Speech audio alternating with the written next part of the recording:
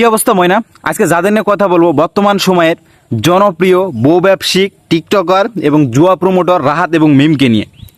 বর্তমান সময়ে তারা যে কাজগুলো শুরু করছে এটা ঠিক সময় তাদের আটকানোর, তাদের সমালোচনা করার কেউ নেই। আমি দেখতেছি তারা যে কাজকর্মগুলো করছে, এই কাজকর্মগুলো আমরা চোখ বুঝে মেনে নিচ্ছি, সব দেখছি সহজই, কিন্তু কেউ কিছু বলার নেই।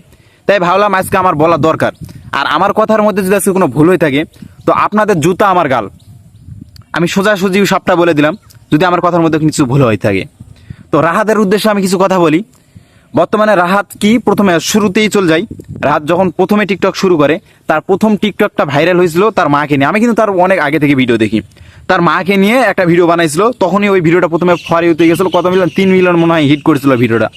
তখন দিনে রাহাত একটা সেলিব্রিটি পার্সনে চলে গেছে। দেখ, টিকটক ভিডিও করতো, অনেক ভালো লাগতো ভিডিওগুলো দেখে। তারপরে কি করলো, সে জানি না আদৌ বিয়ে করছে কিনা, তাও জানি না মিমকে। আর বিয়ে করলেও বাল্য বিবাহ মামলা খাবে ওই। এত কম বয়সে বিয়ে করা, মেয়ে তো বিয়ে বয়সই হয়নি। দেখ, মেয়ে যদি রাজি থাকে, ইসলামী শরীয়তেও বিয়ে করার আইন আছে, যদি আমাদের বাংলাদেশে নাই। তোর বউ তুই কী করবি কর। শুরু করে দিল কি বউ ব্যবসায়িক কাপল ব্লগ, যার নাম বউ ব্যবসায়িক। বউ ব্যবসা শুরু করে দিল। বউ ব্যবসা শুরু করছি ভালো কথা, তোর বউ, তুই বিয়ে করে তুই বউ ব্যবসা করাবি নাকি অন্য ব্যবসা করাবি সেটা তো ব্যক্তিগত ব্যাপার। আমি সেটা নিয়েও কথা বলছি না, সেটাও বড় কথা নয়। বড় কথা হচ্ছে যে তুই জুয়ার প্রমোট কিসের জন্য করছিস ভাই?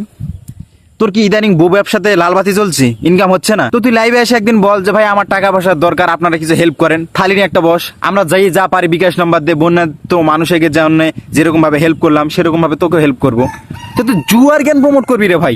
স্পন্সরটা তুই নিচ্ছিস ভাই, ভালো কথা, তোর তো পকেট ভরছে। কিন্তু তুই কি এটা জানিস তোর অজান্তে কত মায়ের মানে ঘুম কেড়ে নিছিস তুই? কত মায়ের কত ছেলে এই জুয়াতে আসক্ত হয়ে গেছে।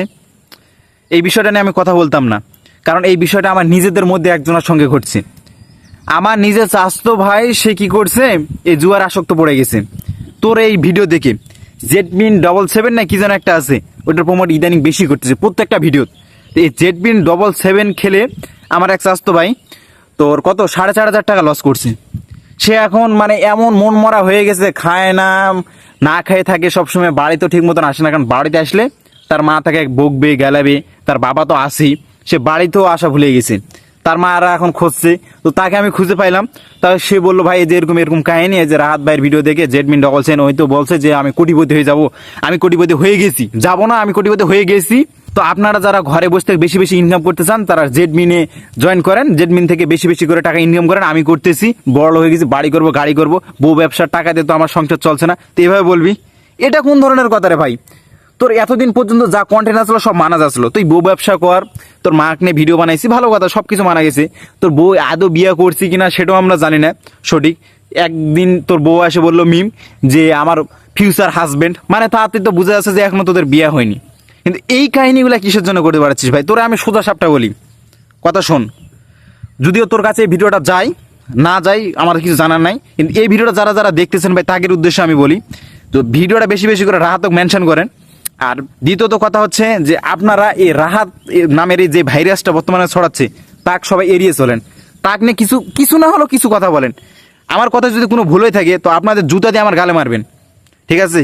আপনারা কমেন্ট বেশি বেশি করে করেন যে আমি কথাগুলো ভুল করেছি কিনা। এই জুয়ার কেন প্রমোট করবে? কত যুব সমাজগুলো নষ্ট হয়ে যাচ্ছে জুয়া খেলে, তার এই ভিডিও দেখে। কতজনের টাকা, আরে শিক্ষার্থী টিফিনের টাকা জমাইছে, এখন এই স্বপ্ন কি দেখালো যে ভাই আপনার বড় হতে চান, কোটিপতি হতে চান, তো জেডমিন 777 খেলেন। সে জেডমিন 777 খেলে আজ নিঃস্ব। সে তার টিফিনের টাকা পর্যন্ত শেষ করে ফেলছে। সে এখন কলেজে যাবে, সে টাকাটা নেই। সে স্কুলে যাবে, সে টাকাটা নেই। এটা কোন ধরনের কথা? তো আমি শেষে একটা কথাই বলবো ভাই, সবাই তার বিরুদ্ধে যান, সবাই তার বিরুদ্ধে প্রতিবাদ করেন। এই জিনিসটা প্রতিবাদ করা দরকার, এই ভাইরাসের প্রতিবাদ করা দরকার আমাদের। শুধু সে নয়, এখন বর্তমানে যতগুলো জুয়া প্রমোটর আছে আমি সবার উদ্দেশ্যে বলি ভাই, আপনার এই কাজটা আল্লাহর ওয়াস্তে এই কাজটা করেন না।